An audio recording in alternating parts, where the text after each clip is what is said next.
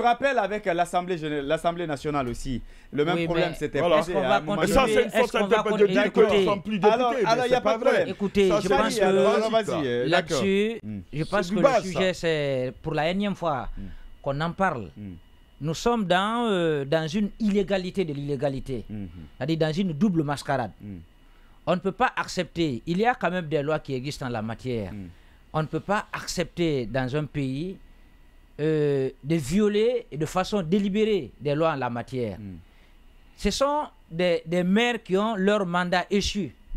Dans les conditions normales, aujourd'hui, ils ne devraient pas être là où ils sont. Même un seul jour de plus. Même un seul jour. Est-ce que c'est leur faute? Dans les conditions normales. Non, écoutez. Non, laissez-moi aller au bout de mes idées. D'accord, vas-y. D'abord, la première responsabilité, c'est parce que le CNRD n'a pas respecté son engagement. Engagement qui consistait à rester dans le délai en organisant les élections locales. Si ça avait été fait, je crois qu'aujourd'hui, on n'avait pas besoin de mettre sur pied des délégations spéciales. Mais c'est parce que là-dessus, l'État n'est pas parvenu à organiser des élections. Mais de l'autre côté, vous prenez aussi les conseillers communaux. Dans les conditions normales, si votre mandat est échu, on n'a quand même pas besoin de vous demander de quitter, de partir. On a vu le jeune qui était à Matam. Oui, Ali Badra. Voilà, Ali Badra. Badra Kone. Lui, à la veille, il a quand même organisé une conférence de presse pour rentrer dans l'histoire par la grande porte. Quand même, l'histoire retiendra que il est loin d'être un modèle. Mais l'histoire retiendra là-dessus, il sera pris désormais comme exemple. Il a démissionné. Il n'a pas quitté. Non, mais volontairement, il n'a pas été poussé à quitter. Les autres, ils ont été déçus. Il a dit que le mandat étant arrivé. Voilà, donc il quitte. Il peut avoir d'autres raisons. Il était au service du CNRD. Voilà, donc aujourd'hui, je crois que là-dessus, ce qui doit être fait, ce qui devait être fait d'ailleurs, puisque nous sommes dans une illégalité désormais. Les élections devraient être organisées à temps. Ça n'a pas été fait. Aujourd'hui, je crois que pour des partis politiques qui respectent des valeurs démocratiques, ils ne doivent pas accepter de trop se tirailler sur cette question. Ce qui devait être fait, peut-être si le CNRD voudrait, c'était, comme Mbone l'a dit, d'aller sur la base d'un compromis, comme ça avait été fait au temps de M. Alpha Condé, en recomposant avec certaines formations politiques qui le veulent. Mais moi, à la place de certaines formations politiques, je refuse de m'associer à une illégalité. Parce que demain ou après-demain, on mettra tout le monde dans un même panier. Est-ce que tu mettra tout le monde dans un même panier. Les enjeux? Soit est-ce que tu écoutez, il y a des calculs. Je comprends qu'il y a des calculs. Je comprends qu'il y a des calculs derrière. Il y a des calculs derrière.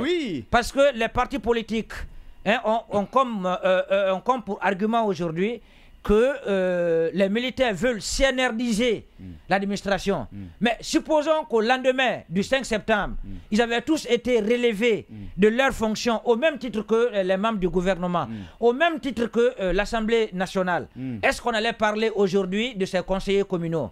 La réponse est non. Mais c'est parce que le CNRD, peut-être tout au début, a voulu, si vous voulez, récomposer avec certaines formations politiques en les gardant. Mais sinon, tout au début, le CNRD avait la possibilité de faire partie tout le monde, ce qui n'a pas été fait. Oui, mais et à mon avis, ça a été... Est-ce que tu n'es pas en train... Est-ce que tu n'es pas en train... Laissez-moi le bout de mes idées. Est-ce que tu n'es pas en train de justifier... C'est impossible. Il n'y a pas à justifier.